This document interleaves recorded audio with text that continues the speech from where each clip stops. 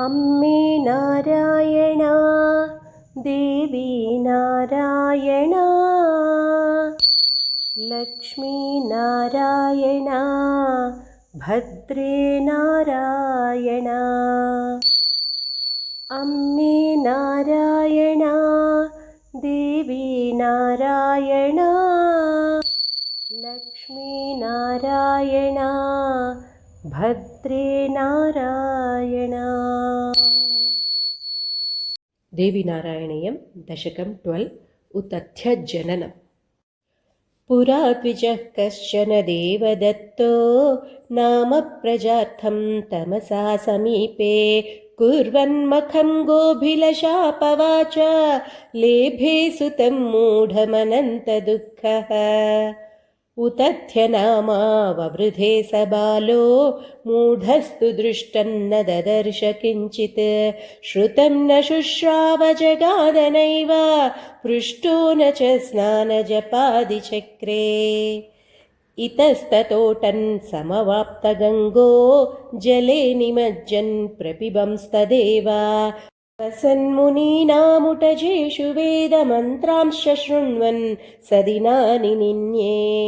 क्रमेण सत्सङ्गविवृद्धसत्त्वः सत्यव्रतः सत्यतपाश्च भूत्वा नासत्यवाक्त्वत्कृपया समूढोऽपि उन्मीलितान्तर्नयनो बभूव। कुलं पवित्रं जननी विशुद्धा पिता च सत्कर्मरतः सदा मे। मया कृतन्नैव निषिद्धकर्म तथापि मूढोऽस्मि जनैश्च निन्द्यः। जन्मान्तरे किन्नु कृतं मयाघं किं वा न विद्यार्थिजनस्य दत्ता ग्रन्थोऽप्यदत्तः किमु पूज्य पूजा कृता न किं वा विधिवन्न जाने। नाकारणं कार्यमितीर्यते हि दैवं बलिष्ठं दुरतिक्रमं च ततोऽत्र मूढो विफलीकृतोऽस्मि वन्ध्यध्रुवन्निर्जलमेघवच्च। इत्यादि सञ्चिन्त्य वने स्थितः सा कदाचिदेकं रुधिराप्लुताङ्गं बीभत्सरूपं किटिमेष पश्यन् अय्यय्य इत्युत्स्वनमुच्चचार।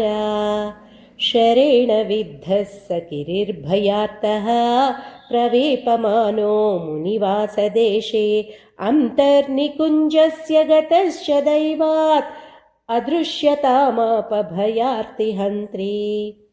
विनामकारञ्च विना च भक्तिम् उच्चार्य वाग्बीजमनुं पवित्रं प्रसन्नबुद्धिः कृपया तवैषा बभूव दूरीकृत सर्वपापः।